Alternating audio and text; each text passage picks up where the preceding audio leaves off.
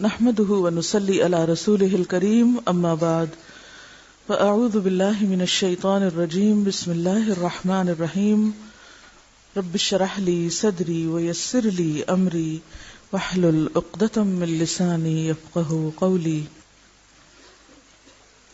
آج پورا ایک ہفتہ ہو گیا ہے یہ کتاب شروع کیے، اور اس دوران ہم نے کچھ باتیں بھی کی تھیں، کچھ وعدے کیے تھے، کچھ ذمہ داریاں دی اور لی تھی. تو ذرا اپنا جائزہ لیجئے کہ کیا آپ نے وہ سارے کام کر لیے ہیں. پہلے دن آپ کو کام دیا گیا تھا کہ کتاب کا ابتدائیہ گھر سے پڑھ کر آئیں. پڑھ لیا سب نے؟ اگر کسی نے نہیں پڑھا تو لکھ لے اور اسے آج جا کر پڑھے. پھر اسی طرح صفحہ 41 پہ موجود دعا یاد کرنا تھی. اگر یاد نہیں بھی ہو سکتی تھی تو اپنے ہاتھ سے لکھ کے یا ٹائپ کرا کے گھر میں کسی ایسی جگہ لگانا تھی جہاں آتے جاتے یاد کر سکیں. اور خاص طور پر میں نے ہاسٹل کے کمروں میں لگانے کے لیے کہا تھا. کیا سب ہاسٹل کے کمروں میں لگ گئی؟ اگر نہیں تو جو بھی روم انچارجز ہیں ان کی پہلی ذمہ داری ہے کہ آج اس دعا کو کسی نمایاں جگہ پر لگا دیں. پھر اس کے بعد مسواک کی عادت ڈالنے کے لیے کہا گیا تھا، اور کل کا ہوم ورک تھا کہ جس کو وضو مشکل لگتا ہو اس کو وضو کی یہ حدیث سنائیں اور یہ جملہ لگائیں کہ میں گناہوں کو دھونے جا رہی ہوں. یہ کہنے کی بجائے کہ میں وضو کرنے جا رہی ہوں، خود کو یہ کہیں میں گناہ دھونے جا رہی ہوں. کیا کسی ایک نماز میں بھی یہ بات یاد آئی؟ اور اگر نہیں یاد آئی تو پلیز لکھ کے کہیں لگا لیجئے تاکہ آپ کو کچھ عرصہ یہ چیز یاد رہے، تاکہ آپ کا وضو آپ پر آسان ہو جائے. اور وضو کی دعائیں یاد کرنا، اور اس کے لیے بھی ضروری ہے کہ لکھ کر لگا لی جائیں. ٹھیک ہے؟ اگر ہم عمل نہیں کریں گے، یہ کام نہیں کریں گے، تو یہ علم ہمارے لیے پڑھنا اور نہ پڑھنا بالکل برابر ہے. یہ سب کچھ ہم صرف انجوائمنٹ کے لیے نہیں پڑھ رہے. چلیے یہ ہوم ورک سارے آپ نوٹ کر لیں. آپ دیکھیے اگر اتنی سی ڈائری آپ آئندہ زندگی میں بھی اپنے بنانا شروع کر دیں اور اس کے اندر صرف نشان لگا لیں کس سبجیکٹ کا کون سا ہوم ورک مل رہا ہے، اور وہیں بیٹھ کر آپ لکھ. یہ صرف ایک ریمائنڈر ہے. اتنی سی ڈائری صرف کرنے کے کاموں کی یا ہوم ورک کی، یا اپنے آپ کو یاد دہانی کرانے کے لیے کہ مجھے کیا کرنا ہے جس کا آپ ارادہ کریں وہ لکھ لیں. کیونکہ ہم سب کے حافظے اتنے نہیں رہے کہ ہم سب کچھ، اور پھر یہاں سے نکل کے ہمیں ویسے ہی دنیا میں جا کے بھول جاتا ہے کہ ہم نے کیا پڑھا تھا اور کیا وعدہ کیا تھا. تو اس میں یہ کہ اب تو الحمدللہ آپ دیکھیں اللہ نے کتنی سہولتیں پیدا کر دی. ہر سائز کی ڈائریاں بھی ملتی ہیں، اس طرح کے نشان لگانے والی چیزیں بھی ملتی ہیں. ایک چھوٹی سی کوشش چاہیے. مثلا 4 سبجیکٹس آپ پڑھ رہے ہیں، 4 سبجیکٹس میں جو کرنے کے کام آپ کو دیے جائیں وہ اگر آپ فوراً وہ چیز کھول کے اس میں وہ کام ڈیٹ ڈال کے لکھ لیں کہ آج مجھے یہ کام کرنا ہے. اگر آپ ابھی کسی مجبوری سے نہیں بھی کر سکے تو کیا ہوگا، کل کر لیں، پرسوں کر لیں. ویسے تو آج کا کام کل پہ نہیں ڈالیں، لیکن بعض اوقات ایسے حالات ہوتے ہیں آپ بیمار ہیں یا آپ کے اوپر کوئی ایسی مصیبت ہے خدا نہ خواستہ کہ آپ اپنے عہد کو پورا نہیں کر سکے، تو اس صورت میں کیا کرنا چاہیے؟ لکھا ہوا ہونا چاہیے. مثلا آپ ساری دعائیں ابھی نہیں یاد کر پا رہے، اٹس ویری نیچرل، کوئی بات نہیں. آپ کو ساری عادتیں ایک دن میں نہیں پڑھ رہی، یہ نہیں ہو سکتا کہ ایک دن میں ساری عادتیں پڑھ جائیں. تو کچھ کام ایسے ہیں کہ جو آپ فوراً کر لیں گے. اور پھر یہ ڈائریاں جو ہیں یہ آپ کی زندگی بھر کی ساتھی ہیں کہ آپ پھر اپنا حساب کتاب بھی لیتے رہیں گے وہ میں نے کیا کیا تھا. اور پھر ایون یہ بھی آپ کر سکتے ہیں کہ جو لکھا ہوا ہو نا اس کے اوپر ریڈ نشان یا کچھ یہ ہو گیا. میں عام طور پر جو کام کر لیتی ہوں اس کے اوپر لمبا سا نشان ڈال دیتی ہوں، ڈن. اور جو نہیں ہوا اس کو چھوڑ دیتی ہوں، اس کو بعض اوقات ریڈ مارک کر لیا یا کچھ، تاکہ وہ مسلسل ہمارے سر پہ رہے کہ یہ کرنا ہے. تو اپنے آپ کو کیا کرنا ہے، آپ نے کیا کرنا ہے، آرگنائز. جی، کمپیٹنس کے ساتھ آرگنائزیشن. جب تک آپ آرگنائزڈ نہیں ہوں گے اپنی پرسنل لائف میں، اپنی علمی زندگی میں اور اپنی عملی زندگی میں، تو آپ کامیاب نہیں ہو سکتے. اسی وقت میں آپ دیکھیں گے بہت سے لوگ وہ سب کر کے چلے جائیں گے دنیا سے جس میں آپ سوچتے رہ جائیں گے صرف اپنی بے ترتیبی کی وجہ سے. تب آپ کہتے ہوں گے یہ روز آ کے فالتو باتیں زیادہ کرتی ہیں اور پڑھائی تک کم کراتی ہیں. لیکن اس کورس کا مقصد صرف آپ کو کتابیں پڑھانا نہیں ہے. چلیے آج ہم پڑھیں گے موضوع پر مسح کرنے کا بیان. حضرت مغیرہ رضی اللہ عنہ کہتے ہیں کنت مع النبی صلی اللہ علیہ وسلم فی سفر فأہویت لأنزع خفیہ فقال دعہما فإنی ادخلتہما طاہرتین فمسح علیہما. ایک سفر میں میں نبی صلی اللہ علیہ وسلم کے ہمراہ تھا. میں نے وضو کے وقت چاہا کہ آپ کے دونوں موزے اتار دوں. یہ کون کہتے ہیں؟ حضرت مغیرہ. جانتے ہیں حضرت مغیرہ بن شعبہ کو؟ بہت ذہین صحابہ میں سے. وہ کہتے ہیں کہ میں نے چاہا کہ میں آپ کے موزے اتار دوں. کس لیے؟ آپ کی مدد کرنے کے لیے، عزت کے طور پر، احترام کے طور پر، محبت میں آپ کی ہیلپ کرنے کے لیے. آپ نے فرمایا انہیں رہنے دو، میں نے انہیں طہارت کی حالت میں پہنا تھا، یعنی میں نے وضو کے ساتھ ان کو پہنا تھا. پھر آپ نے ان پر مسح کیا. اس سے کیا پتہ چلتا ہے کہ اگر وضو کر کے آپ موزہ پہن لیں تو اگلی دفعہ وضو کرتے وقت دوبارہ دھونے کی ضرورت نہیں، آپ اس پہ مسح ہی کر لیں تو کافی. شریح بن ہانی فرماتے ہیں میں نے حضرت علی رضی اللہ عنہ سے موزوں پر مسح کرنے کی مدت کے متعلق پوچھا تو حضرت علی رضی اللہ عنہ نے فرمایا رسول اللہ صلی اللہ علیہ وسلم نے مسافر کے لیے مسح کی مدت 3 دن رات اور مقیم کے لیے 1 دن رات مقرر فرمائی ہے. یعنی جو لوگ اپنے گھروں میں رہتے ہیں وہ یہ کام 24 آورز کے لیے کر سکتے ہیں، اور جو مسافر ہو جس پہ سفری نماز عائد ہوتی ہو وہ اگر 3 دن تک بھی پاؤں نہ دھوئے اور صرف مسح کرتا رہے تو اس کی نماز اور وضو ہو جائیں گے. صفوان بن عسال رضی اللہ عنہ روایت کرتے ہیں کہ جب ہم سفر میں ہوتے تو رسول اللہ صلی اللہ علیہ وسلم ہمیں حکم دیتے کہ ہم اپنے موزے 3 دن اور 3 راتوں تک پاخانہ، پیشاب یا سونے کی وجہ سے نہ اتاریں بلکہ ان پر مسح کریں. ہاں، جنابت کی صورت میں موزے اتارنے کا حکم دیتے، کیونکہ جنابت میں تو پھر نہانا فرض یا غسل فرض ہو جاتا ہے نا، ناپاکی میں، تو پھر اس میں تو جرابوں کے ساتھ غسل نہیں ہوتا. اس حدیث سے معلوم ہوا کہ جنبی ہونا مسح کی مدت کو ختم کر دیتا ہے، اس لیے غسل جنابت میں موزے اتارنے چاہیے.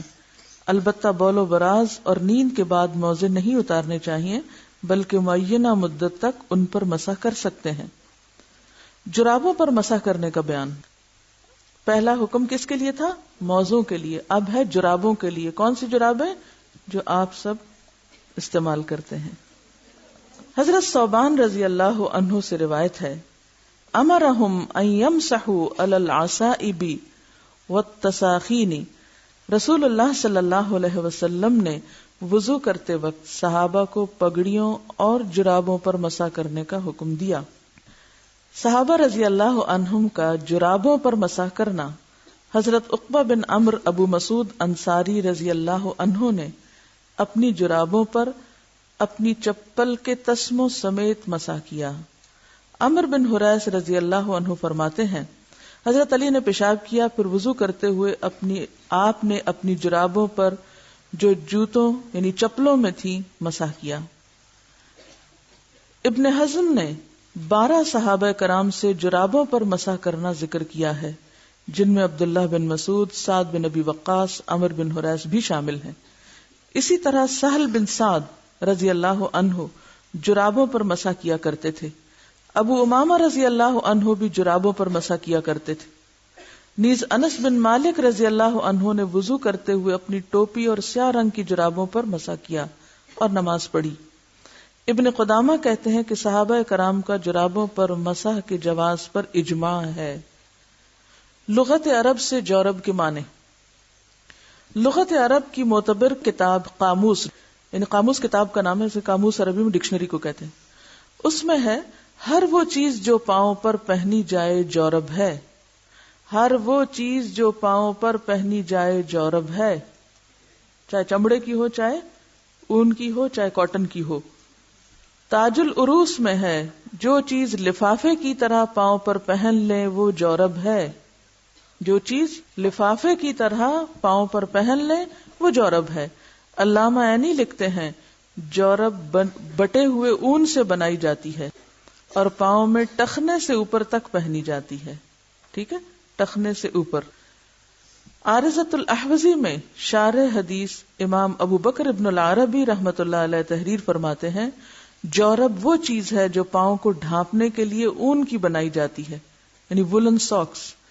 عمدۃ الرعایہ میں ہے جرابیں روئی یعنی سوت کی ہوتی ہیں، کاٹن کی ساکس، اور بالوں کی بھی بنتی ہیں. چمڑے کی تو ہوتی ہیں لیکن بالوں، اون، دھاگے، سوت وغیرہ کی بھی جرابیں بنتی ہیں. غایت المقصود میں ہے کہ جرابیں چمڑے کی، صوف کی اور سوت کی بھی ہوتی ہیں. پس ثابت ہوا کہ جورب لفافے یا لباس کو کہتے ہیں. وہ لباس خواہ چرمی ہو، چرمی چرم سے یعنی کھال کا ہو، سوتی ہو یا اونی، ہم اس پر مسح کر سکتے ہیں. کیونکہ بہت دن آپ نے یہ بحث سنی ہوگی کہ مسح صرف چمڑے کے موضع پر ہوتا ہے، لیکن یہاں سے کیا پتا چلا کہ ہر وہ چیز جو لفافے کی طرح پہن لی جائے وہ جورب ہے. اب اس میں جو بڑی مشکل ہے وہ یہ کہ کتنی موٹی ہوں، کتنی باریک ہوں، یہ ہمیں شارع نے کوئی تعین کر کے نہیں بتایا کہ رنگ نظر نہ آئے اسکن کا یا اس کے اندر پانی نہ جائے، یہ شرائط لگائی نہیں گئی. لیکن احتیاط کا تقاضا یہی ہے کہ ایسی چیز جو لفافے کی طرح پاؤں کو ڈھانپ لے، یعنی تھوڑی بہت اگر اسکن نظر آ رہی ہے تو اور بات ہے، ورنہ جب ایک دفعہ پہن لی اور اس سے آپ گرمی حاصل کر رہے ہیں یا پاؤں کو پروٹیکٹ کر رہے ہیں تو اس کے بعد اس پر مسح ہو سکتا ہے. ہاں اگر پھٹی ہوئی ہیں اور خالی اسکن اندر سے نظر آئی تو اسکن کو تو دھونا چاہیے، وہ لفافہ تو نہ رہا، تو اس کا سلامت ہونا بھی ضروری ہے. اور اتنا زیادہ سوراخ نہیں ہونا چاہیے کہ جس سے پاؤں جو ہے وہ باہر نظر آ رہے ہوں. چھوٹا موٹا اگر کہیں کچھ ہلکا پھلکا لگ گیا ہے تو اس کو اگنور کیا جا سکتا ہے، لیکن بڑے سوراخ نہیں ہونے چاہیے. پگڑی پر مسح. حضرت عمر بن امیہ رضی اللہ عنہ روایت کرتے ہیں کہ رسول اللہ صلی اللہ علیہ وسلم نے پگڑی پر مسح فرمایا.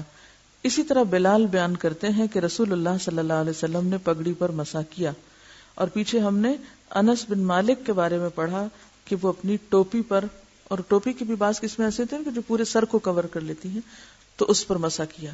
اب احتمال ہے کہ آپ مجھ سے پوچھیں گے کہ اسکارف پر مسح کریں یا نہ کریں، تو چونکہ نہیں ایسا کوئی لفظ آیا تو احتیاط اسی میں ہے، کیونکہ مسح فرائض میں سے ہے، تو بہتر ہے کہ آپ اسکارف کے اندر سے ہاتھ ڈال کے اندر ہی مسح کر لیں. ٹھیک ہے، کیونکہ عموماً لوگ کہتے ہیں کہ جب ہم سفر میں ہوتے ہیں یا راستے میں کہیں ہوں، ورنہ گھر میں تو کسی کو ضرورت نہیں ہوتی اسکارف کے اوپر مسح کرنے کی، سفر میں یہ عموماً مشکل ہوتی ہے، تو اس میں آپ تھوڑا سا اس کو کھول لیں، آگے کر لیں اور اپنا اطمینان کر لیں.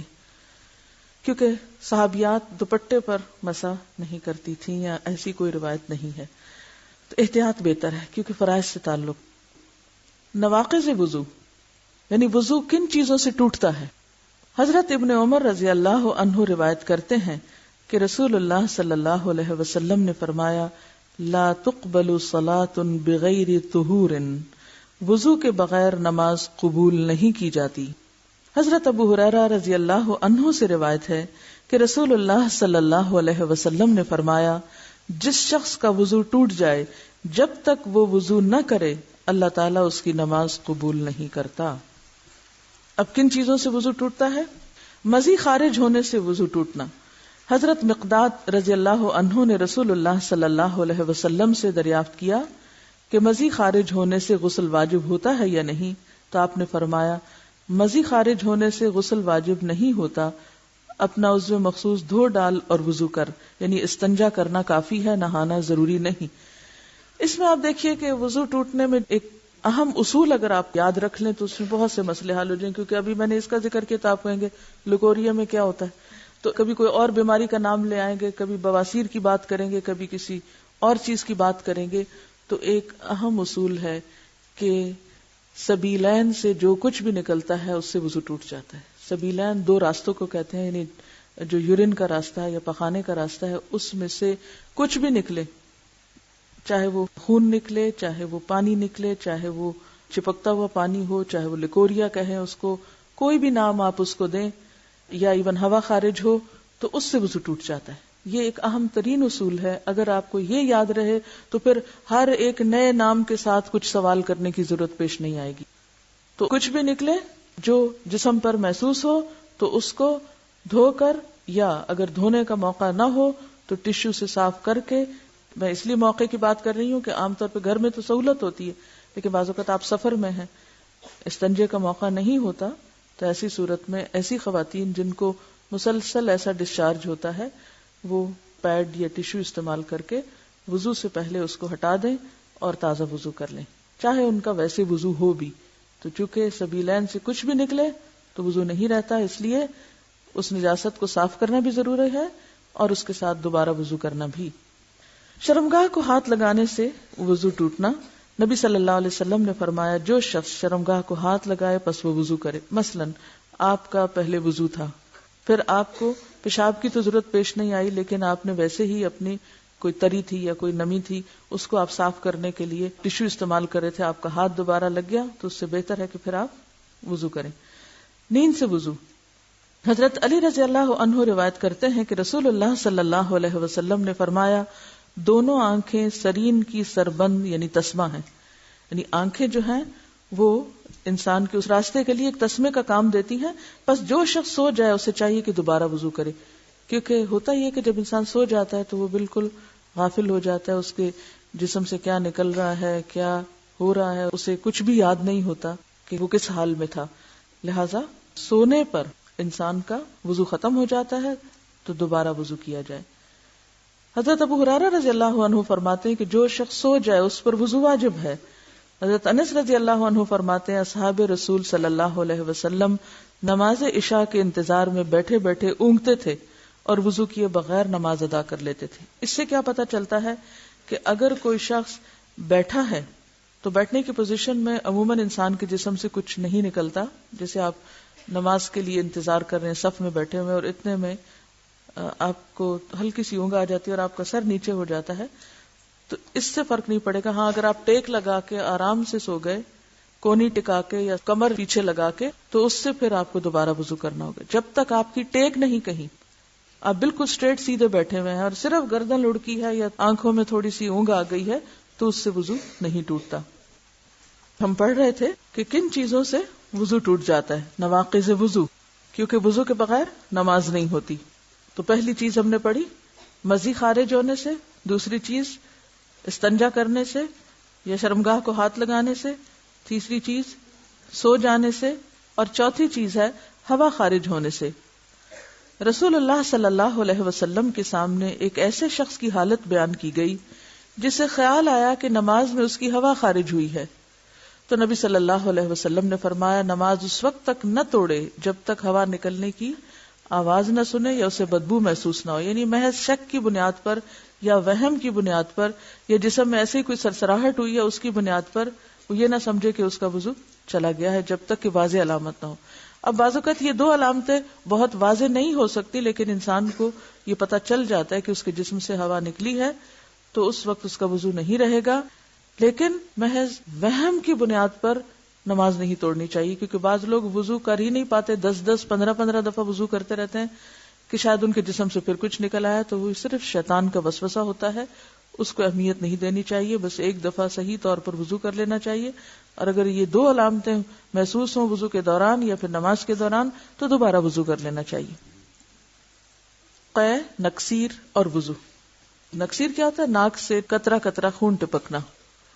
قے یا نکسیر آنے سے وضو ٹوٹ جانے والی روایت کو جو بلوغ المرام اور ابن ماجہ میں ہے، امام احمد اور دیگر محدثین نے ضعیف کہا ہے، بلکہ اس سلسلے کی تمام روایات سخت ضعیف ہیں، لہذا برات اصلیہ پر عمل کرتے ہوئے یہ کہا جا سکتا ہے کہ خون نکلنے سے وضو فاسد نہیں ہوتا، یعنی سبیلین سے خون نکلے پھر تو فاسد ہوگا، لیکن اگر ناک سے ٹپک پڑا یا دانت سے نکل آیا یا کوئی چھوٹا موٹا کٹ لگ گیا تو پھر کیا ہو؟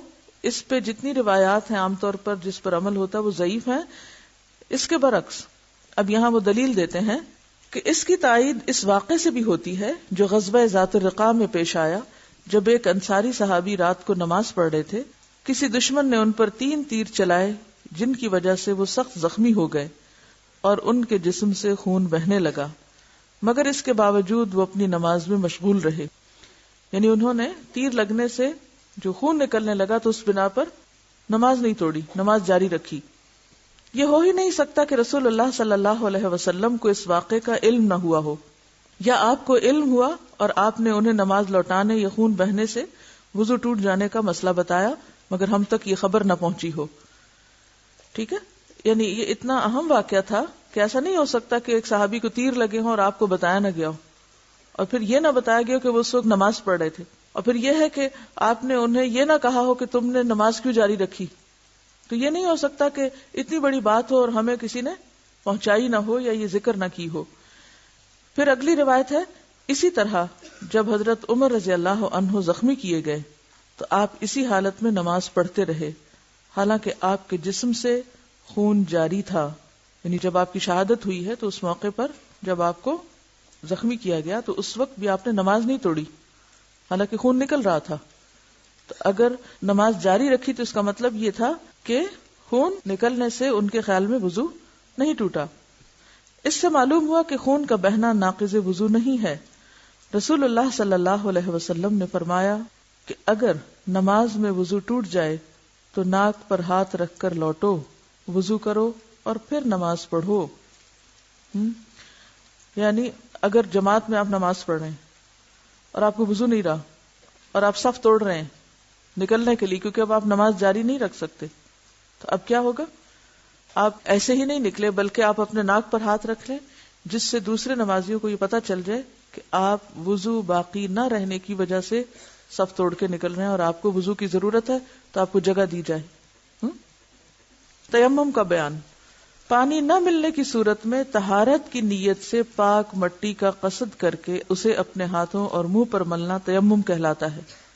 پانی نہ ملنے کی کئی صورتیں ہیں، مثلا مسافر کو سفر میں پانی نہ ملے، یا پانی کے مقام تک پہنچنے پر نماز کے فوت ہو جانے کا خطرہ ہو، یا وضو کرنے سے مریض کو مرض کی زیادتی کا خوف ہو، یا پانی حاصل کرنے میں جان کا ڈر ہو.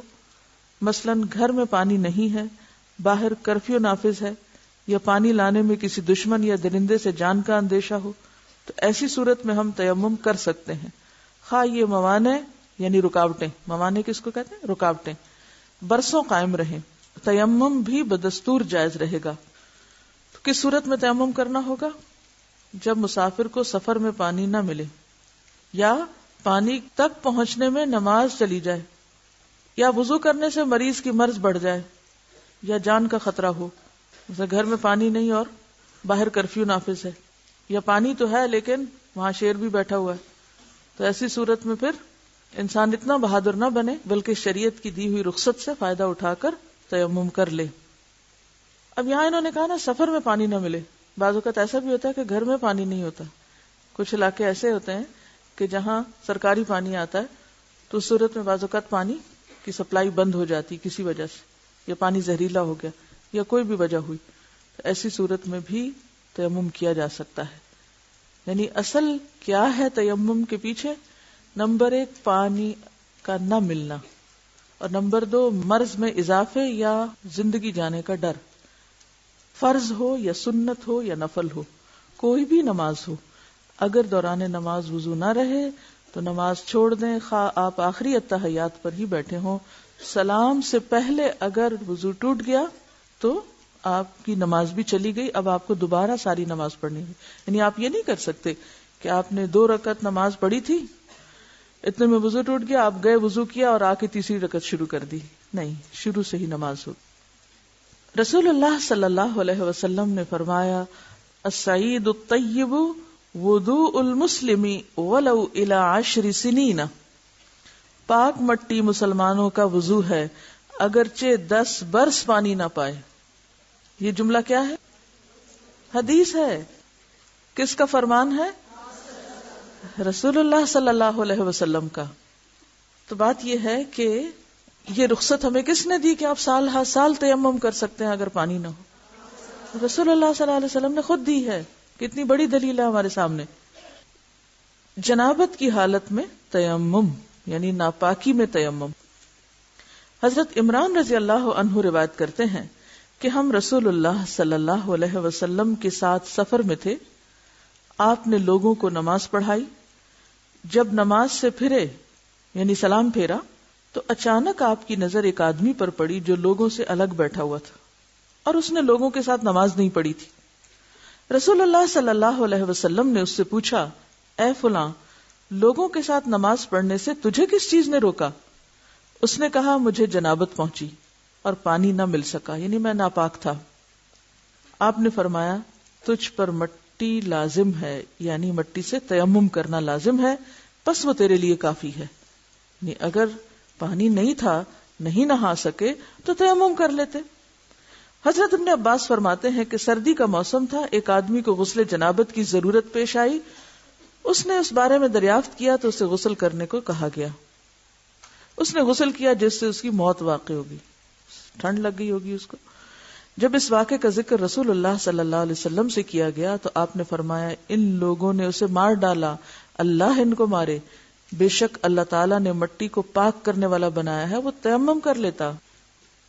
تو اس سے کیا پتہ چلتا ہے کہ سردی کا موسم ہو، پانی سخت ٹھنڈا ہو اور آپ کو یقین ہو کہ اس ٹھنڈے پانی سے آپ بیمار پڑیں گے اور بیماری زیادہ ہو سکتی، یا یہ کہ آپ پہلے سے ہی بیمار ہیں اور بیماری میں اضافہ ہو جائے گا، تو ایسی صورت میں اپنی جان کو ہلاکت میں ڈال کے وضو اور غسل جو ہے وہ درست نہیں، بلکہ اس کے برعکس کیا کرنا چاہیے؟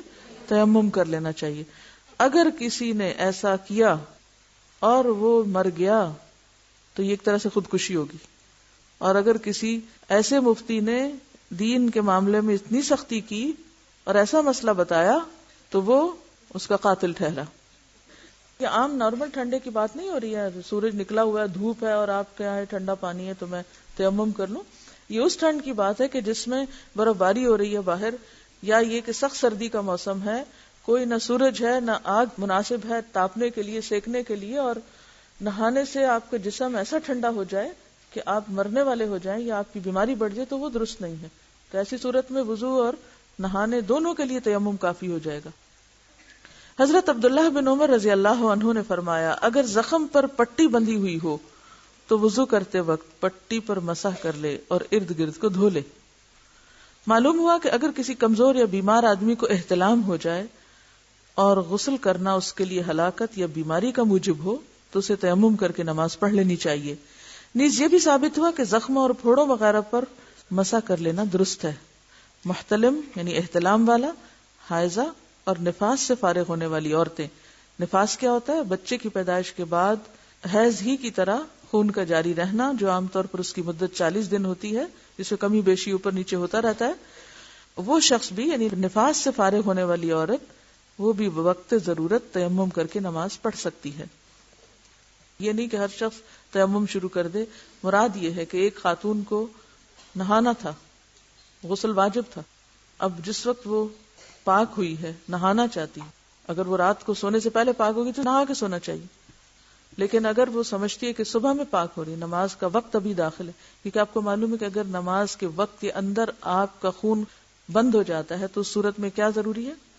نہانا ضروری ہے، چاہے 15 منٹ نماز میں رہتے ہو یا 10 منٹ رہتے ہو.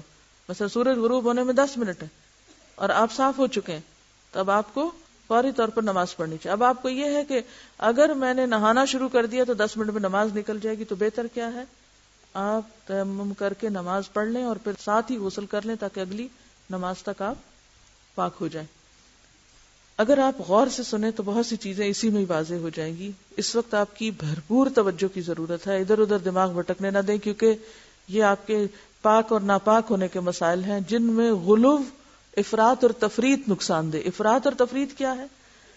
دونوں انتہاؤں کی طرف نکل جانا. یا تو یہ ہے کہ مصیبت کے مارے بھی نہاتے رہنا، اور یا یہ ہے کہ آپ سب کچھ ہوتے ہوئے بھی غفلت اور سستی برتیں. اور یہ دیکھیے کہ ہر انسان کی پھر اپنی سمجھ بھی اس میں ضروری ہے، کیونکہ کتنے بھی کوئی فتوے آپ کو دے دے، پھر آپ اپنے دل سے پوچھیں گے کہ اس وقت میں کس کام کی قابل ہوں، میں کسی بھی چیز کا بندوبست کیسے کر سکتی ہوں.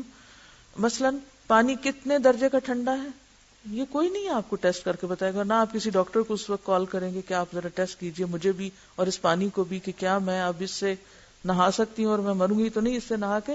یہ آپ کو خود ہی دیکھنا ہوگا، کیونکہ ہر انسان اپنی ذات کو، اپنے حالات کو، اپنے مزاج کو خود زیادہ بہتر سمجھتا ہے، اور ہر انسان کا معاملہ اللہ کے ساتھ ہے. اس لیے اس معاملے میں سب سے بہتر مفتی اپنے لیے آپ خود ہیں. دین کی حدود جان لیجئے کہ رخصتیں کہاں ہیں اور پابندیاں کہاں ہیں، کہاں آپ رخصت کے تحت آتے ہیں اور کہاں آپ کو مشقت کر کے پابندی بھی کرنی ہے شریعت کی. تیمم کا طریقہ.